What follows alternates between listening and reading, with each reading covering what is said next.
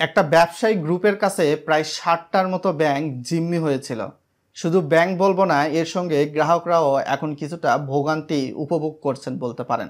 অনেক ক্ষেত্রে অনলাইনে তারা লেনদেন করতে পারছেন না। দেখা যাচ্ছে যে এক ব্যাংক থেকে অন্য ব্যাংকে ফান্ড ট্রান্সফার বা বিকাশ রকেট নগদে প্রয়োজনে সেন্ড মানি করে টাকা বের করা, বা অনেক ক্ষেত্রে দেখা যাচ্ছে যে যদিও সরকারি ছুটির দিন ছাড়া অনেক ব্যাংকই কিন্তু এখন কার্যক্রম চালিয়ে যাচ্ছে স্বাভাবিক। ব্যাংকের কোনো কোনো শাখা কিন্তু বন্ধ রাখা হচ্ছে, লেনদেন কার্যক্রম স্বাভাবিকভাবে করা হচ্ছে না, বা গ্রাহক তাদের চাহিদা মতো ক্যাশ তুলতে পারছেন না। প্রত্যেক মানুষেরই পরিবার বা নিজের জীবনযাপন ব্যয় নির্ধারণের জন্য কিন্তু ব্যাংকে যদি টাকা থাকে সেটা তুলতেই পারে, এটা অস্বাভাবিক কিছু না। তবে আতঙ্কে টাকা তুলে নেওয়া বিষয়টা ভিন্ন। বাংলাদেশ ব্যাংকের গভর্নর সরাসরি কিন্তু এই যে ব্যাংকগুলো রয়েছে, কিছু কিছু ব্যাংক যেগুলা সিআরআর বা এসএলআর এগুলা সংরক্ষণে ব্যর্থ হচ্ছে, তো এই ব্যাংকগুলোকে কিন্তু বাংলাদেশ ব্যাংকের পক্ষ থেকে অবৈধ কোনোভাবে বিশেষ ক্ষমতা দিয়ে ব্যাংকগুলোকে কিন্তু তারল্য সহায়তা দিবে না, এটা বাংলাদেশ ব্যাংক আগে থেকেই বলেছে গভর্নরের মাধ্যমে।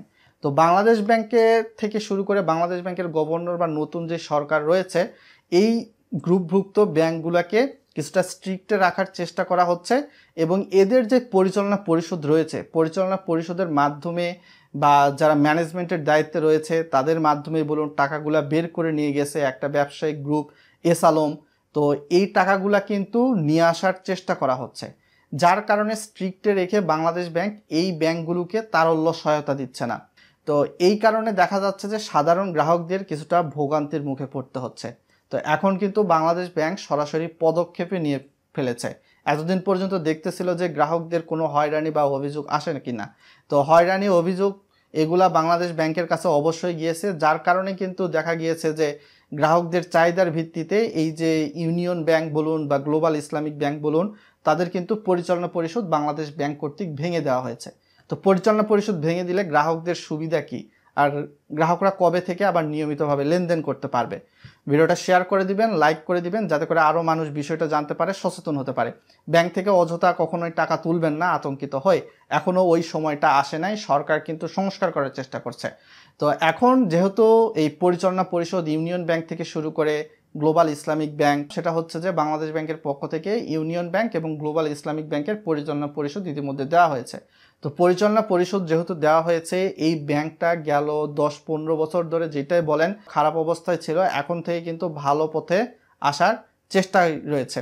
এবং গ্রাহকদের যে আমানতটা রয়েছে ম্যানেজমেন্ট বা পরিচালনা পরিষদ চেঞ্জ হওয়ার কারণে, সেগুলা নিয়ে মানে গ্রাহকদের শঙ্কিত হওয়ার কিছু নেই। এগুলা অর্থ গ্রাহকদের নিরাপদেই রয়েছে, এবং সেক্ষেত্রে যে বা যারা অর্থগুলা নিয়ে গেছে তাদেরকে কিন্তু ছাড় না দিয়েই এই টাকাগুলা কিন্তু অবশ্যই তুলে নেওয়ার চেষ্টা করবে বাংলাদেশের যে নতুন সরকার, নতুন গভর্নর এসেছে। কেননা ব্যাংকিং খাত কোল্যাপস এত সহজে করবে না, কেননা কোনো একটা ব্যাংক যদি কোল্যাপস করে তাহলে গ্রাহকদের মধ্যে হতাশা বেড়ে যাবে। হতাশা বেড়ে গেলে কোনো গ্রাহকরাই ব্যাংকে টাকা রাখবে না, সব টাকা বাসা বাড়িতে এনে রেখে দিবে। তো সরকারও চাবে না যে ব্যাংক খাতটা ধ্বংস হয়ে যাক বা কোল্যাপস হয়ে যাক। সরকার কঠোর থেকে কঠোরতর, স্ট্রিক্ট থেকে স্ট্রিক্ট হচ্ছে, যাতে করে ম্যানেজমেন্টের দিক থেকে পরিবর্তন থেকে শুরু করে। সো এক্ষেত্রে আর্থিক লেনদেনে হয়তো বা সাময়িক কিছুটা সমস্যা হচ্ছে, গ্রাহকদের ভালো হয় সকল গ্রাহকদের। তো সাময়িক কিছুটা সমস্যার মধ্যে অনেককেই যেতে হচ্ছে, যেই ব্যাংকের গ্রাহক হন না কেন। এই মুহূর্তে এই পরিস্থিতিটা কিছুটা চলমান রয়েছে বেশ কিছু ব্যাংকেই। সো আশা করা যায় যে কয়েক সপ্তাহের মধ্যে এই সমস্যাটার দ্রুত সমাধান হয়ে যাবে এবং আপনারা আবারও আগের মতো লেনদেন করতে পারবেন। সো আশা করি বিষয়টা বুঝতে পেরেছেন এবং নিশ্চিন্ত থাকতে পারেন।